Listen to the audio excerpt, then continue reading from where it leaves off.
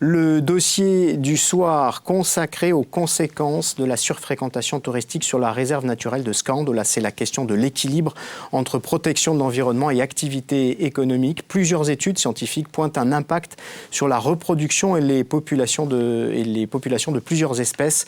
Quelles sont les conséquences? Des mesures sont-elles possibles et pour quels résultats? Reportage de Maya Gradiani et Louis Berthelot. Bonjour! Le débarquement est interdit sur la plage.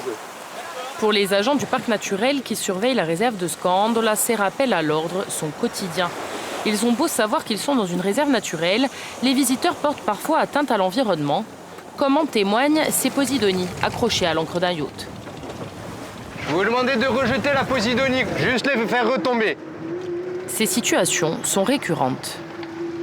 On a un herbier qui est assez développé, assez étendu. Du coup, les gens ne cherchent pas forcément la tâche claire qui matérialise le sable et mouille un petit peu là où ils peuvent. Les bateaux de moins de 24 mètres ont le droit d'ancrer dans les herbiers. Pourtant, la posidonie est une espèce protégée. Dans certaines régions de Méditerranée, les herbiers sont en nette régression. Celui de Scandola montre lui aussi des signes de dégradation bien plus limités. Mais pour les scientifiques, c'est préoccupant et indigne de la réserve. C'est relatif, mais c'est une sorte de voyant rouge qui s'allume et qui lui aussi confirme qu'il y a surfréquentation parce que la dégradation, elle se fait par les ancres des bateaux. Et on a une pression d'ancrage. Le succès de la réserve auprès des touristes est évidemment très important. La preuve, cette image de la baie d'Elbe prise par une caméra installée par les chercheurs. Chaque trait vert représente un bateau à l'ancrage. En tout, sur la période d'avril à octobre 2018, 1300 ont jeté l'ancre et 11 000 ont pu être repérés.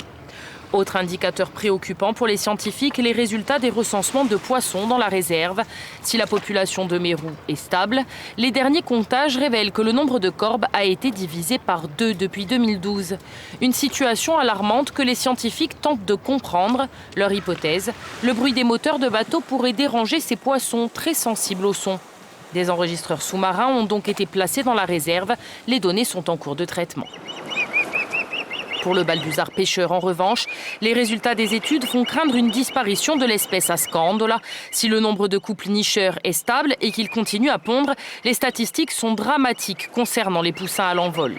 Ils étaient 15 en 2007, mais depuis 2012, c'est la dégringolade dans la réserve. Un seul poussin arrive à prendre son envol chaque année, voire aucun. Les scientifiques sont formels, cette situation est due à la surfréquentation qui modifie le comportement des animaux. D'après les études, au lieu de protéger leur nid, les femelles passent 6 fois plus de temps en vol. Les mâles, eux, rapportent 2 fois moins de proies au nid. Quant aux poussins, les prélèvements montrent un taux 3 fois plus important d'hormones du stress. En se basant sur ces données, le Conseil scientifique a recommandé la mise en place d'une zone de quiétude de 250 mètres autour des nids de balbuzard, une mesure testée depuis juillet autour de 2 nids. C'était un peu un test de cette zone de 250 mètres. Ça se repose sur des études comportementales qui ont été menées dans les années 90 et ça a l'air de marcher puisque la zone de protection juste sur 2 nids dans la réserve a été globalement bien respectée. Les 2 nids qui étaient encore survivants dans la réserve en juillet ont mené à bien leur reproduction, un jeune chacun. Et on a assisté surtout à une augmentation du nombre de proies ramenées par le mâle qui restait à proximité, qui était vu toute la journée. Donc ça a l'air de marcher. Les scientifiques préconisent donc que des périmètres de quiétude soient mis en place l'année prochaine autour de tous les nids de la réserve entre mars et fin juillet. Quels moyens allouer à la surveillance des nids? Quelles mesures prendre pour protéger les herbiers de posidonie? Comment mieux informer les visiteurs de la réserve? Autant de questions qui seront étudiées lors du prochain conseil scientifique à l'automne. Une réunion qui, comme les 2 précédentes, devrait être élargie aux professionnels de la mer, bateliers et pêcheurs.